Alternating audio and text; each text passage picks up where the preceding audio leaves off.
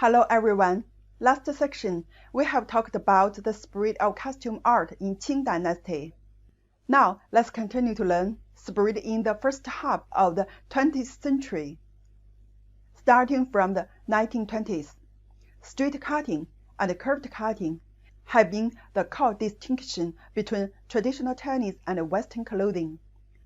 Western women's clothing had been a curved theme until the 15th to the early 20th century. Influenced by Eastern culture, especially Chinese aesthetic culture, designers found new inspiration from the mysterious East. The straight-line tailoring of Eastern clothing coincided with the internal modernization of Western clothing. Western women's clothing began to take on a straight-line appearance, pursuing natural form through close-fitting tailoring. Since then, natural lines have become the keynote of modern women's clothing. The modern Western women's dress in the 1920s can be said to be a design period of various shapes centering on the straight cylinder style. The so-called straight barrel style refers to the straight women's dress with flat chest, lower waist, and tight hips, which is in an edge-shaped profile. The straight barrel women's dress deliberately avoids the natural fall between chest, waist, and buttocks. From this perspective, it is not completely natural. Therefore, the straight cylinder shape is the transition shape from modern women's clothing to natural body shape. Of course, both the Art Deco movement and the modernist design had a direct impact on the straight-line women's clothing at this time. The difference is that clothing aesthetic represented by China provides Western fashion with a more intuitive combination of shape, color, and decorative patterns, while Western designers have used the resources to explore more new materials, internal structures, and functions. A famous case is the birth of Channel suit. Channel suit includes top, pullover, and skirt.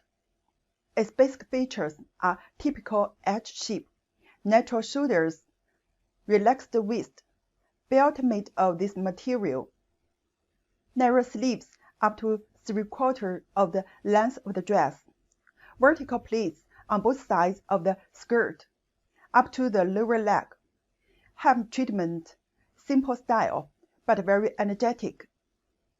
When wearing, you can wear all kinds of clothing such as hats, scarves, gloves, bags, and all kinds of jewelry. It has become a classic example of women's modernization in 1920s.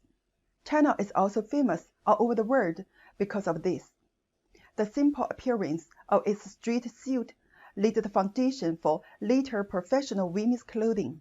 Even today, China is still one of the basic styles of everyday women's clothing. To some extent, it can be compared with Edison, who invented the electric light. Women's clothing at this time is in line with the trend of the times due to its straightness. Are they Oriental cultural transmission in clothing culture? Or is it a coincidence? Is clothing developing towards integration by chance? Or is it a real cultural exchange of clothing? In all kinds of interesting discussions, we realized more and more that the spread of culture must not be single, but two-way, interactive, and communicative. In short, the straight-line concept of Chinese dress culture is an important feature of modern women's clothing in the 1920s, which has established the popular scene in rich and varied forms.